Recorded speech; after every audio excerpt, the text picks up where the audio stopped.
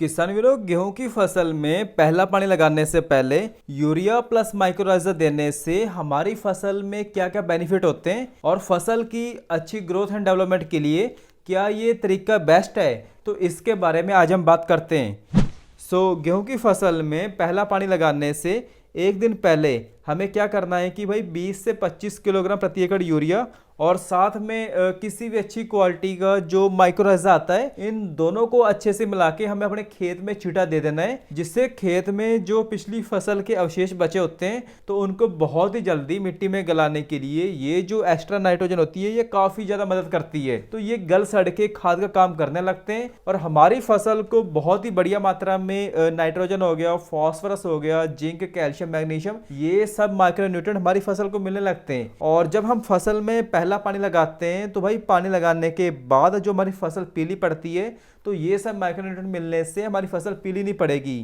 अगर हमने पानी लगाने से एक दिन पहले नाइट्रोजन देते हैं तो हमारी फसल को नाइट्रोजन की कमी नहीं होगी और हमारी गेहूं की फसल पीली भी नहीं पड़ेगी। और इसके अलावा यूरिया के साथ माइक्रोराइजा देने से और क्या क्या बेनिफिट होते हैं, तो भाई पहला पानी लगाने से पहले माइक्रोराइजा देने से ये जो माइक्रोराइजा होता है ये पानी के साथ जड़ों तक चले जाता है। फिर जो जड़ें होती हैं ये ज्यादा से ज्यादा ग्रोथ करती हैं और जो जड़ों के द्वारा फिर ज्यादा से ज्यादा माइक्रोन्यूट्रिएंट ये पौधों को मिलने लगते हैं, जिससे फसल के कल्ले बहुत ही फिर जबरदस्त बनने लग जाएंगे। और आपने कई बार देखा होगा कि अगर खेत में कहीं पर ज्यादा पानी रुकता है तो वहां पर माइक्रोराइजा डालने से फसल की जड़ों को नुकसान होने से भी बहुत ज्यादा